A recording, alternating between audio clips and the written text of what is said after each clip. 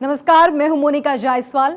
नमस्कार, मैं हूं करुण कुमार और बुलेटिन की शुरुआत करते हैं हिमाचल प्रदेश की बड़ी खबर के साथ, जहां पर कांग्रेस में सीएम पर घमासान जारी है। सीएम के नाम को लेकर अब तक सहमति नहीं बन पाई है। शिमला में विधायक दल की बैठक हुई, आपको बता दें, अब पार्टी हाईकमान फैसला लेगा। जी हां, बैठक में सिंगल लाइन प्रस्ताव पारित हुआ और इसी को लेकर अब आगे बातचीत की जाएगी कि आखिर हिमाचल में सीएम का चेहरा कौन बनेगा। इसको लेकर लगातार जद्दोजहद जारी है और दूसरी तरफ कांग्रेस को इस बात का भी डर सता रहा है कि कहीं बीजेपी उनके विधायकों को खरीद न ले और इसी के चलते अलग अलग जगह बैठकें की जा रही हैं। इससे पहले सभी विधायकों को छत्तीसगढ़ भेजने की बात भी हो रही थी, लेकिन सीएम बघेल ने इससे साफ इनकार कर दिया। सीएम बघेल को ही ये जिम्मेदारी दी गई है कि तमाम विधायकों को वो संपर्क में रखे और कोई भी विधायक छूटे ना, इस बात की जिम्मेदारी भी बघेल के कंधों पर है। बिल्कुल, तो कांग्रेस विधायक दल के नेता मुकेश अग्निहोत्री ने सिंगल लाइन प्रस्ताव हाईकमान को भेजकर उन्हीं पर फैसला छोड़ने की बात की। हिमाचल कांग्रेस में सीएम को लेकर रार घमासान जारी है और बताया जा रहा है कि कई विधायक बीजेपी के संपर्क में हैं। हालांकि पार्टी ने कहा है कि सभी एकमत हैं और कोई भी यहां असंतोष देखने को नहीं मिल रहा है। कोई भी असंतुष्ट नेता नहीं है यहां पर।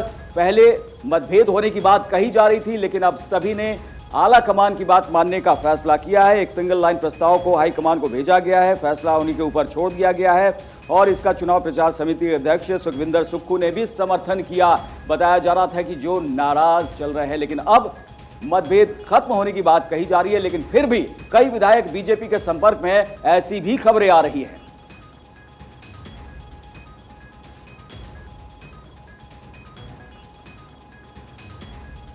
आपको बता दें आखिर सबकी दावेदारी क्या है, ये भी हम आपको दिखा रहे हैं। चंद कुमार के दावे आखिर क्यों मजबूत हैं, कई यहां पर ऐसे दावेदार सामने आ गए थे जो कि सीएम रेस में थे। कौन कौन है इस वक्त, ये भी हम आपको लगातार दिखा रहे हैं और इसी को लेकर माथापच्ची लगातार जारी है। हालांकि अब आला कमान ही अंतिम फैसला लेगा। एक लाइन का प्रस्ताव भी पारित किया गया विधायक दल की बैठक में। सबकी नजरें टिकी हुई है कि आखिर अब उसे लेकर क्या अंतिम फैसला होने वाला है।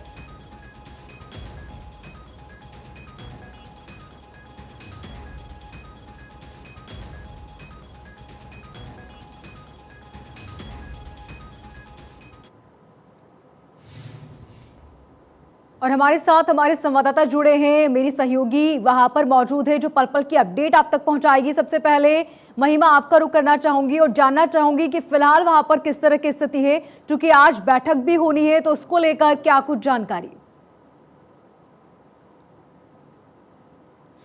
Monika Sachin, good morning to both of you और बार 24 के तमाम दर्शकों को भी शुभ प्रभात।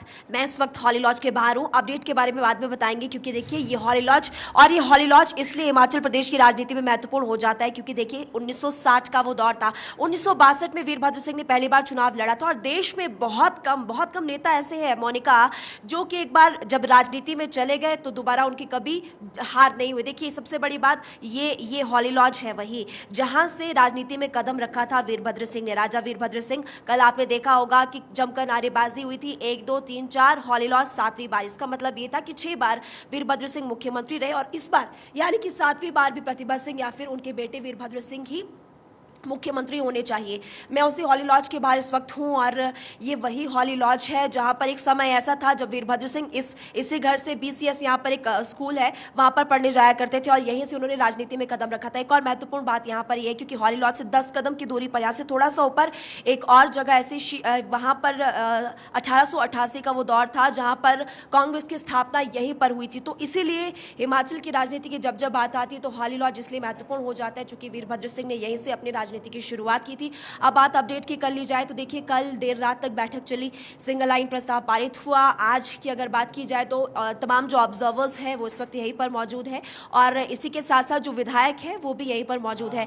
ये जानकारी मिल पा रही कि शायद हो सकता है कि आज देर शाम तक या देर रात तक ये डिसाइड हो जाए कि कौन होगा नेता विधायक दल का, कौन मुख्यमंत्री होगा। इसको लेकर के जद्दोजहद लगातार जारी है।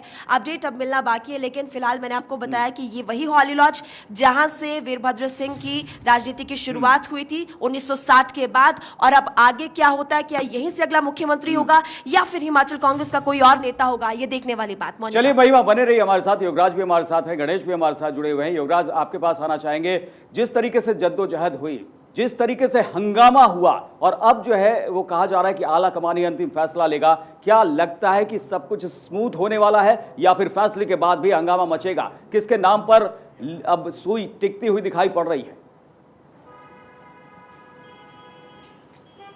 जी हाँ, बिल्कुल इतना स्मूथ नहीं है जितना कहा जा रहा है। पार्टी हाईकमान को मुख्यमंत्री का चेहरा जो है डिक्लेयर करने में ही इतनी माथापच्ची करनी पड़ रही है।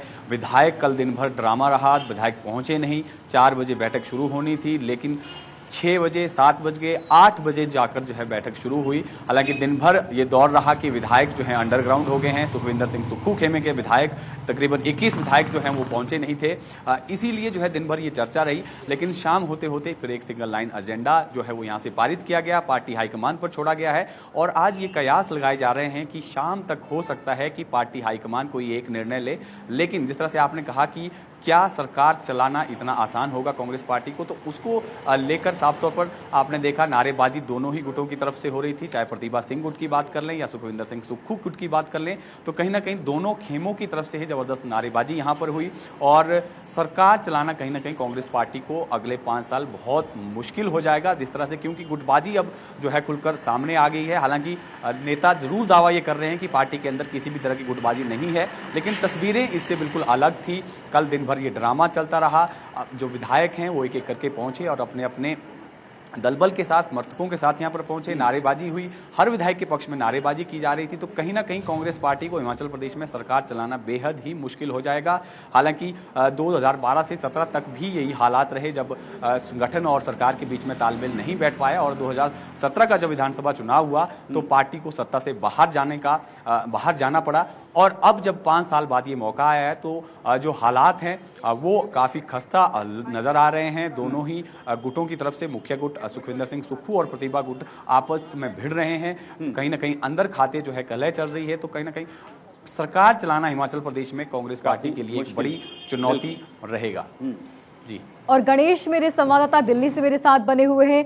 गणेश, जिस तरह की तस्वीरें निकलकर सामने आ रही है उसके बाद ये कहना गलत नहीं होगा कि फिलहाल जो कश्मकश नजर आ रही है वो आने वाले वक्त में और ज्यादा हो सकती है, क्योंकि लगातार बीजेपी अब हमलावर हो चुकी है। बीजेपी का कहना है कि अंदरूनी कलह जो हमेशा से कांग्रेस में देखने को मिली, और एक बार फिर से ये अंदरूनी कलह देखने को मिल रही है।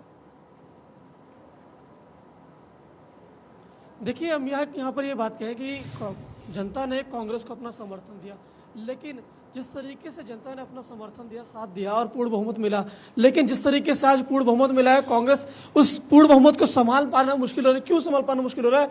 यहाँ पर खेमेबाजी में बढ़ गया है। जिस तरीके से कल नारेबाजी होती है इस पूरे मामले को लेकर, जिस तरीके से अब बीजेपी भी हमलावर और जो कांग्रेस आला कमान है वो भी नाराज है। क्यों नाराज है? क्योंकि जिस तरीके से जो घटनाक्रम जारी है पूरी तरीके से तस्वीर दिखाता है कि कांग्रेस में एकजुटता नहीं है। क्यों? इतनी बड़ी जीत होने के बावजूद भी ये तय नहीं हो पा रहा है कि कांग्रेस में कौन हिमाचल प्रदेश का मुखिया होगा, कौन चलाएगा सरकार को। इस तरीके से पूरा एक गलत मैसेज जा रहा है। इसको लेकर के अब बीजेपी निशाना साध रही कि इस तरीके से प्रचंड जीत होने के बावजूद भी वो अपने नेता तय नहीं कर पा रहे। अब जिस तरीके से जो मीटिंग हुई उसमें कहा गया कि आला कमान तय करेगा, लेकिन यहाँ पर एक देखने वाली बात होगी कि जिस तरीके से जो गुटबाजी हो रखी है आपस में नेताओं की नहीं बन रही है, तो कहा जा रहा है कि नहीं ऐसा कुछ नहीं, कोई गुटबाजी नहीं है। लेकिन इस पूरे मामले को लेकर बीजेपी लगातार निशाना साध रही और कह रही कि बिल्कुल कहने से कुछ नहीं होने वाला है गणेश, क्योंकि गुटबाजी देखने को मिली है। यहाँ पर काफी हंगामा भी देखने को मिला था। क्या आपको लगता है कि जो 4 प्रमुख दावेदार है उनमें से किसी एक के लिए बहुत आसान होगा आला कमान को कि उसके सर पर हाथ रख दे या फिर उसके नाम को फाइनल कर दे? किसका अभी नाम सबसे आगे चल रहा है? देखिए राह इतनी आसान नहीं होगी। बेशक प्रतिभा सिंह अपने दावे रख रही है, सुक्खू अपने दावे रख रहे हैं, लेकिन जो इनके साथ जो नेता जुड़े हैं वो चाहते हैं कि मेरा नेता मंत्री बने। प्रतिभा सिंह का कहना है कि प्रदेश को हमने बनाया, प्रदेश को हमने किस तरीके से संवारा है सब जनता यहाँ की जानती है।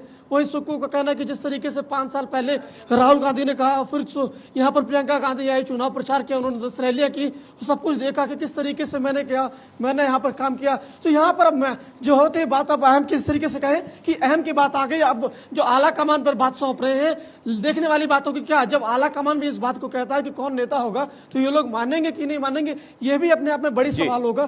क्योंकि जिस तरीके से नारेबाजी होती है, कल देखिए कि शाम को नारेबाजी होती है, ये अपने आप में बड़ा सवाल होता है कि एक जनता ने आपको समर्थन दिया और आप ये तय नहीं कर पा रहे कि चलिए गणेश, बहुत बहुत शुक्रिया तमाम जानकारी के लिए। युवराज और महिमा, आप सबका भी बहुत बहुत शुक्रिया। तो हिमाचल में क्या होता है ये देखने वाली बात